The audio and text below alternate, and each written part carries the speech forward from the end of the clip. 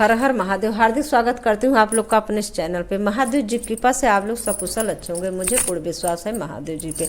आज मैं सुनाने वाली हूँ रामचरितमानस पाठ, जो कि मेरा आज का मास पुराण 11वां विश्राम शुरू करूँगी। आप लोग प्लीज़ मेरे चैनल पर बने रहे, मेरे चैनल को सब्सक्राइब, वीडियो को लाइक कर दे। चलिए शुरू करती हूँ। आप लोग इसको सुने, इसके सुनने से मनोकामना पूरी होती है, घर पवित्र होते हैं, घर में आने वाले संकट नष्ट होते हैं। आप लोग इसे सुनिए, इसके सुनने से पापों का नाश होता है, मोक्ष की प्राप्ति होती है। चलिए शुरू करती हूँ। रामचंद्र जी का सांवला शरीर स्वभाव से सुंदर और उसकी शोभा करोड़ों कामदेवों को लजाने वाली है। महावर से युक्त चरण कमल बड़े सुहावने लगते हैं, जिन पर मुनियों ने मन रूपी भंवरे सदा छाए रहते हैं। पवित्र और मनोहर पीली धोती प्रातः काल के सूर्य और बिजली की ज्योति को हरे लेती है। कमर में सुंदर किकड़ी और कुट सूत्र और विशाल भुजाओं में सुंदर आभूषण सुशोभित है। पीला जनेऊ महान शोभा दे रहा है। हाथ की अंगूठी चित्त को चुरा लेती है। ब्याह के समय साज सजे हुए शोभा पा रही है। चौड़ी छाती पर हृदय पर पहनने के सुंदर आभूषण सुशोभित है। पीला दुपट्टा का खास सोता जनेऊ की तरह शोभित है, जिनके दोनों हाथ छोरों पर मणि और मोती लगे हैं। कमल के समान सुंदर नेत्र है, कानों में सुंदर कुंडल है और मुख तो सारी सुंदरता का खजाना ही है। सुंदर भूमि और मनोहर नासिका, ललाट पर तिलक तो सुंदरता घर ही है, जिनकी मंगलमय मोती और मणि गुथे हैं हुए हैं। ऐसा मनोहर मोरे माथे पर सोह रहा है। सुंदर मोर में बहुमूल्य मणियाँ गुथी हुई है, सभी अंग चित्त को चुरा लेते हैं। सब नगर की स्त्रियां सुंदरियां दुल्हन को देखकर तिनक तोड़ रही हैं, उनकी बलैया ले रही हैं और मणि वस्त्र और आभूषण निछावर करके आरती उतार रही हैं, मंगल गान कर रही हैं। देवता फूल बरसा रहे हैं, सूत मागध और भाट सुयस सुना रहे हैं। सुहागिनियों स्त्रियां सुख पाकर कुंवर और कुमारियों को कोहबर और कुल देवता स्थान में लाई गई और अत्यंत प्रेम से मंगल गीत गा गाकर लौकिक रीत रिवाज करने लगी। पार्वती जी श्री रामचंद्र जी को लोहकौर वर वधू का परस्पर ग्रास देना सिखाती हैं और सरस्वती जी सीता जी को सिखाती हैं रनिवास हास विलास के आनंद में मग्न। श्री राम जी और सीता जी को देख देख कर सभी जन्म के परम फल प्राप्त कर रहे हैं। अपने हाथ में मणियों के सुंदर रूप से भंडार श्री रामचंद्र जी की परछाई देख रही हैं। यह देखकर जानकी जी दर्शन में वियोग होने के भय से बहुरूपी लताओं दृष्ट हिलाती डुलाती रहीं। उस समय हंसी खेल और विनोद का आनंद और प्रेम कहा नहीं जा सकता। उसे सखियाँ ही नहीं जानती थे। अंतर्बर कन्याओं को सब सुंदर सखियाँ जनवास को लिया चली। उस समय नगर और आकाश में जहाँ सुनिए वहीं आशीर्वाद की ध्वनि सुनाई दे रही और महान आनंद छाया। सभी ने प्रसन्न मन से कहा, सुंदर चारों जोड़ियां चिरंजीव हो। योगी राज सिद्ध और मुनीश्वर देवताओं ने प्रभु श्री रामचंद्र जी को देखकर धुबुम्बी बजाई और हर्षित होकर फूलों की वर्षा करते हुए जय हो जय हो जय हो कहते हुए अपने अपने लोक को चले। तब सब चारों कुमार बहुओं सहित पिताजी के पास आए। ऐसा मालूम होता था मानो शोभा मंगल और आनंद से भरकर जनवास उमड़ पड़ा हो। फिर बहुत से प्रकार रसोई बनी और जनक जी ने बारातियों को बुलाया भेजा। राजा दशरथ जी पुत्र सहित गमन किया। अनुपम वस्त्रों के पावड़े पड़ते जाते थे। आदर के साथ सबके चरण धोए और सबको यथा योग्य पीढ़ों पर बैठाया। तब जनक जी ने अवधपति दशरथ जी के चरण धोए। उनका शील और स्नेह वर्णन नहीं किया जा सकता। फिर श्री रामचंद्र जी चरणों कमलों को धोया। श्री शिव जी के हृदय कमल में छिपे रहते हैं। तीनों भाइयों को श्री रामचंद्र जी के ही समान जानकर जनक जी ने उनके भी चरण अपने हाथों से धोए। राजा जनक जी ने सभी को उचित आसन दिए और सब परसने वाले को बुला लिया।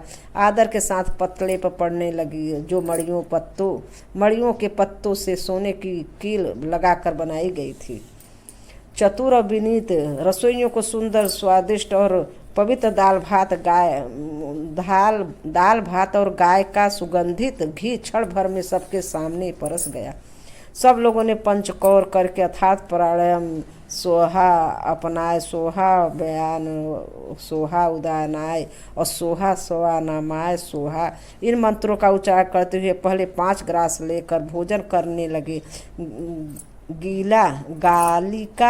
गाना सुन गाली का गाना सुनकर अत्यंत प्रेम मग्न में हो गए। अनेकों तरह के अमृत के समान स्वादिष्ट पकवान परसे गए जिनका बखान नहीं किया जा सकता। गाली का गाना सुनकर चतुर रसोइयों ने नाना प्रकार का व्यंजन परोसने लगे। उनका नाम कौन जानता था। 4 प्रकार के लोहा पे पदार्थ चबाकर, चूस कर, चाट कर और पी कर खाने योग्य भोजन की विधि कही गई। उनमें से एक एक विधि इतने पदार्थ बने जिनका वर्णन नहीं किया जा सकता। 6 रसों के बहुत तरह के सुंदर स्वादिष्ट व्यंजन है। एक एक रस के अनगिनत प्रकार के बने हैं। भोजन करते समय पुरुष और स्त्रियां के नाम ले लेकर स्त्रियां मधुर ध्वन से गाली दे रही हैं और गाली गा रही हैं। समय की सुहावनी गाली शोभित हो रही है। उसने सुनकर समाज सहित राजा दशरथ जी हंस रहे हैं। इस रीति से सभी ने भोजन किया और तब सबको आदर सहित आचमन, हाथ मुंह धोने के लिए जल दिया गया। फिर पान देकर जनक जी के समाज सहित दशरथ जी का पूजन किया। सब राजाओं के सिर मोर चक्रवर्ती श्री दशरथ जी प्रसन्न होकर जनवास को चले। जनकपुर में नित्य नए मंगल हो रहे हैं। दिन और रात पलक के समान बीत जाते हैं। बड़े सवेरे राजाओं के मुकुट मणि दशरथ जी आगे याचक करके गुण समूह गान करने लगे। चारों कुमारों को सुंदर वधुओं सहित देखकर उनके मन में जितना आनंद था वह किस प्रकार कहा जा सकता है। वे प्रातः क्रिया करके गुरु वशिष्ठ जी के पास गए। उनके मन में महान आनंद और प्रेम भरा है। राजा प्रणाम और पूजन करके फिर हाथ जोड़कर मानो अमृत डुबाई हुई बाणी बोले, मुनिराज सुनिए, आपको कृपा से आज मैं पूर्ण काम हो गया। हे स्वामी ने अब सब ब्राह्मणों को बुला कर उनको सब तरह के गहनों कपड़ों से सजी हुई गाय दीजिए। यह सुनकर गुरुजी ने राजा की बड़ाई करके फिर मुनिगणियों को बुला भेजा। तब कामदेव, देवर्षि नारद, वाल्मीकि, जबाली और विश्वामित्र आदि तपस्वी मुनि श्रेष्ठ मुनियों समूह के समूह आए। राजा ने सबको दंडवत प्रणाम किया और प्रेम सहित पूजन करके उन्हें उत्तम आसन दिया। 4 लाख उत्तम गाय मंगवाई जो कामधेनु के समान अच्छे स्वभाव वाली और सुहावनी थी। उन सबको सब प्रकार से गहनों से कपड़ों से सजाकर राजा ने प्रसन्न होकर भूदेव ब्राह्मणों को दिया। राजा बहुत तरह से विनती कर रहे हैं, जगत में मैंने आज ही जीने का लाभ पाया। ब्राह्मणों से आशीर्वाद पाकर राजा आनंदित हुए। फिर याचकों को समूह को बुलाया लिया और सबको उनकी रुचि पूछकर सोना, वस्त्र, मणि, घोड़ा, हाथी और रथ जिसने जो चाहा सो सुरकुल को आनंदित करने वाले दशरथ जी ने दिए। ये सब गुण निवाद गाते हुए सुरकुल के स्वामी की जय हो, जय हो, जय हो कहते हुए चले। इस प्रकार श्री रामचंद्र जी का विवाह उत्सव हुआ। जिन्हें सहस्त्र मुख है वे शेष जी भी उसका वर्णन नहीं कर सकते। जिन्हें सहस्त्र मुख है वे शेष जी भी उनका वर्णन नहीं कर सकते। बार बार विश्वामित्र जी के चरणों में सिर नवाकर राजा कहते हैं, हे मुनिराज, यह सब सुख आपके ही कृपा कटाक्ष के प्रसाद से है। राजा दशरथ जी जानकी जी के स्नेहशील और करनी और ईश्वर सब प्रकार के सराहना करते हैं। प्रतिदिन सवेरे उठकर अयोध्या नरेश विदा मांगते हैं, पर जनक जी उन्हें प्रेम से रख लेते हैं। आदर नित्य बढ़ता जाता है। आदर नित्य बढ़ता जाता है। प्रतिदिन हजारों प्रकार की मेहमानी होती है। नगर में नित्य नया आनंद और उत्साह रहता है। दशरथ जी का जाना किसी को नहीं सुहाता। इस प्रकार बहुत दिन बीत गए, मानो बराती सहस्त्र रस्सी में बंध गए हो। तब विश्वामित्र जी सतानंद जी से जाकर कहा, राजा जनक को समझा कर कहा, यदि आप स्नेह बस उन्हें नहीं छोड़ सकते तो आप अब दशरथ जी को आज्ञा दीजिए। हे नाथ, बहुत अच्छा कहकर जनक जी ने 10 मंत्रियों को बुलावा। वे आए और जय जीव कहकर उनको नमस्तक नवाया। जनक जी ने कहा, अयोध्या नाथ चलना चाहते हैं, भीतर जरा निवास खबर कर दो। यह सुनकर मंत्री, ब्राह्मण, सभासद, राजा जनक भी प्रेम के बस में हो गए। जनकपुरियों ने सुना कि बाराती आ जाएगी, तब वे व्याकुल होकर एक दूसरे से बात पूछने लगे। जाना सत्य है। यह सुनकर सब ऐसे उदास हो गए मानो संध्या के समय कमल सूख जा गए हो। आते समय जहाँ जहाँ बाराती ठहरे थे वहाँ वहाँ बहुत से प्रकार का सीधा रसोइया का सामान भेजा गया। अनेकों प्रकार के मेवे, पकवान, भोजन की सामग्री जो बखानी नहीं जा सकती अनगिनत बैलों और कुम्हारों पर भर भर कर लाद कर भेजी गई। साथ ही जनक जी ने अनेक सुंदर सयाएं पलक भेजी। 1 लाख घोड़े, 25,000 रथ, सब नख शिखा तक ऊपर से नीचे तक सजाए हुए थे।